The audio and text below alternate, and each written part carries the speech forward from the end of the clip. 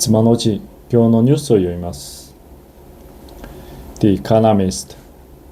Patriotism tests the looms for big business. Economic nationalism makes it harder for multinationals to navigate the world. December 30th, 2025. For Chinese fans of table tennis, even global tournaments have cozy feel. China so dominates the sport that many international matches amount to a contest between our Chinese and their Chinese.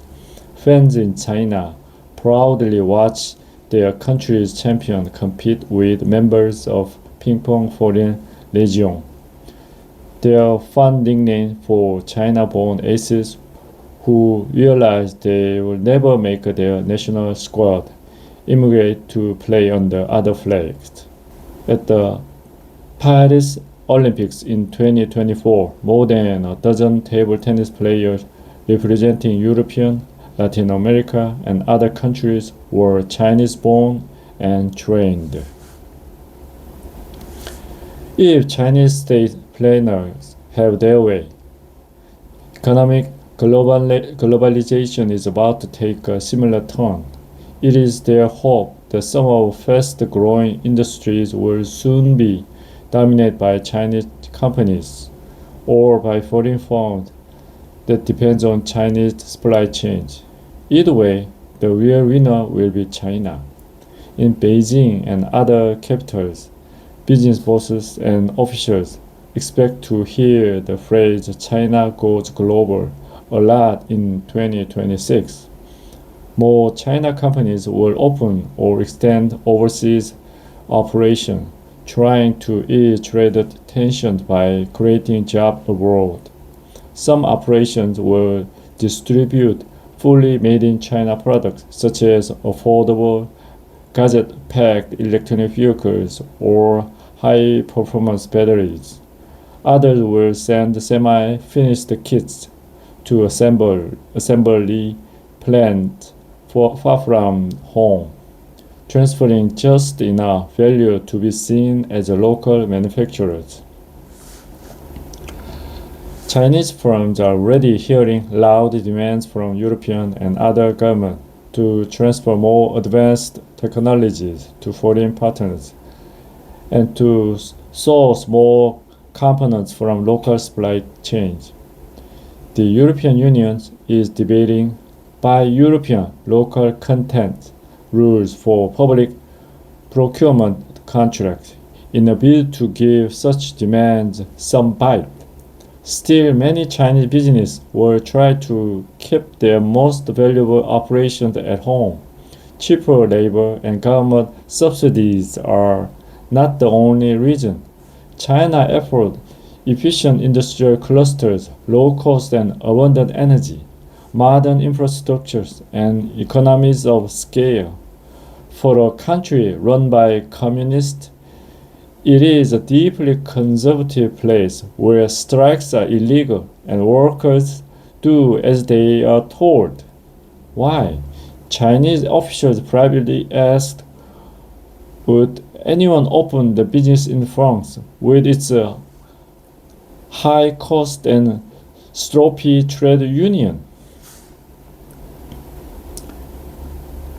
Many Chinese investments should be welcome, but government should not be naive about promises by Chinese firms to build full localized sites for advanced manufacturing, says a Western trade officer.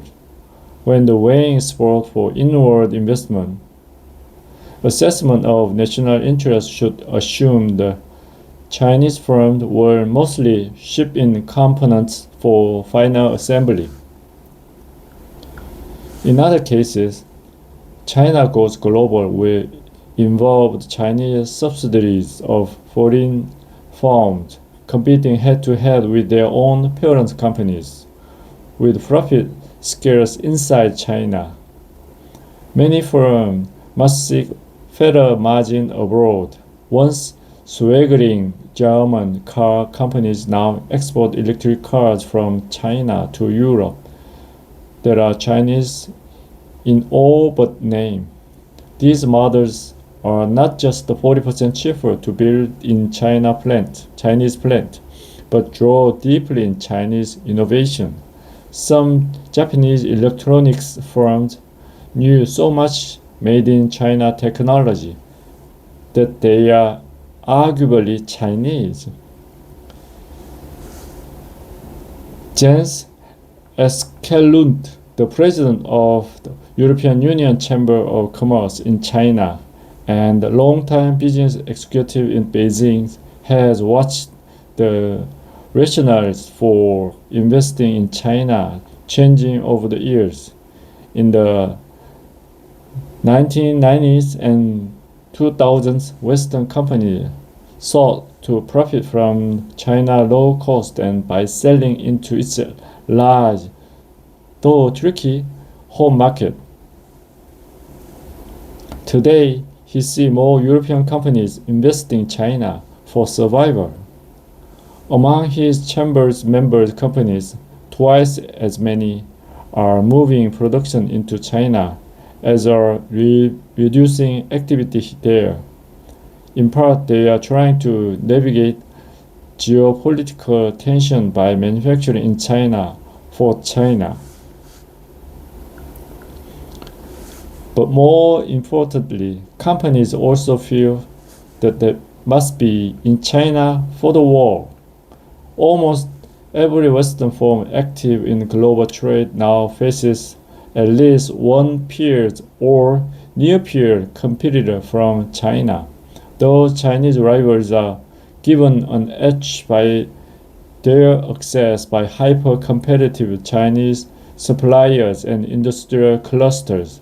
To survive, many Western firms believe they must tap into the same Chinese expertise. If you are going to compete in the globalized sectors, you have to get the best component at the best price. That means leveraging the Chinese supply chain, says Mr. Eskelund.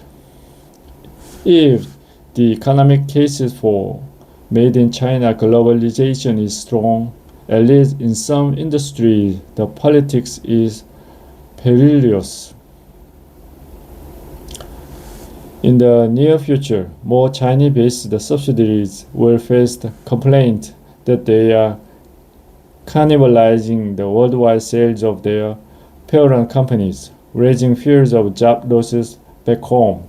China-based joint ventures will increasingly develop world-class intellectual property or generate valuable data that cannot be shared with other multinational owners or vice versa due to Chinese and Western security laws. Made in China success may be good for multinational shareholders. Home governments will need to be convinced that what is good for their largest companies is also good for their country. Put out more flags. In their own way, America, China, and Europe are all becoming more protectionist. Their aim is not to end foreign trade, but to capture more of their benefits. President Donald Trump has bullied allies into promising huge investment in his country. In South Korea, one of his targets, insiders worry about a political backlash. New American plants may profit Korean car makers, they say, but all South Koreans need to see visible gains for their country. This is a tricky moment for big businesses to navigate. The nationality of global firm is becoming more important, but more ambiguous. Political trust is in short supply. Public opinion can be tolerated in single country dominate ping pong. It turns out, consent for globalization requires win to be shared more evenly. 以上です。